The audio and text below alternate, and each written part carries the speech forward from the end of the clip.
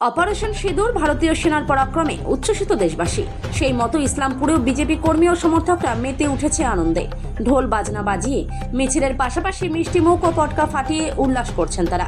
শিবডাঙ্গি পাড়া থেকে দলীয় কার্যালয় থেকে মিছিল বের করে বাস টার্মিনাস এসে মিছিল শেষ করে।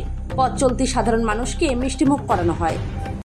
আমরা সকলেই জানি 22শে এপ্রিল যে ঘটনাটা ঘটেছিল আমাদের সঙ্গে, 26 জন ভারতীয়কে জেহাদি উগ্রবাদীরা ধর্মের ভিত্তিতে তাদেরকে হত্যা করা হয়েছিল এবং যাদের ধর্ম ঠিক করা ছিল না তাদেরকে বস্ত্র খুলে দেখে তাদেরকে হত্যা করা হয়েছে।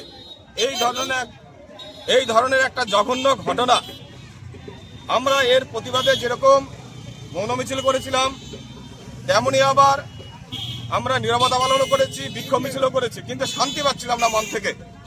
দীর্ঘ 16 দিন পর আজকে মন থেকে শান্তি পেয়েছি।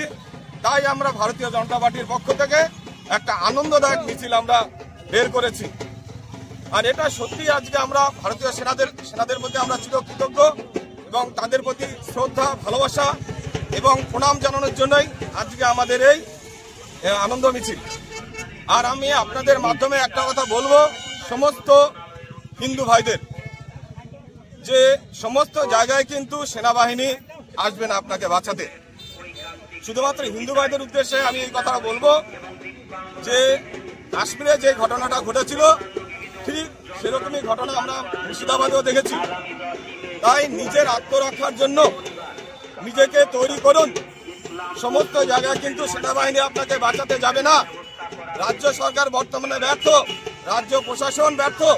তাই আমাদেরকে নিজেদেরকে সবাইকে সচেতন থাকতে হবে। শেষে একটাই কথা বলবো, সবাই একসঙ্গে আজকের দিনটা আমরা আনন্দ করি। আর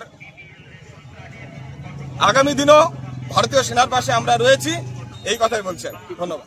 কারণ একটাই, আপনারা জানেন যে পহেলগামে যেভাবে নিরীহ ভারতীয়দেরকে বিশেষ করে তাদের ধর্ম বিচার করে যেভাবে সন্ত্রাসবাদীরা হামলা চালিয়েছিল, তার বিরুদ্ধে গোটা দেশ,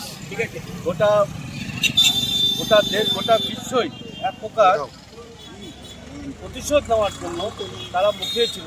আমরা জানি, আমরা সনাতনী, আর সনাতনীদের আমরা 13 দিন আমরা শোক পালন করি। 13 দিনের পরে আমরা প্রধানমন্ত্রী তার যথাসময়ে 13 দিন আমাদের অশেষ পালন করার পরে 13 দিন পরে আজকে আপনারা দেখতে পেলেন গতকাল রাত 1:44 মিনিটে আমাদের যে প্রতিশোধের সামান্যটুকু তারা করেছে এখনও বাকি আছে।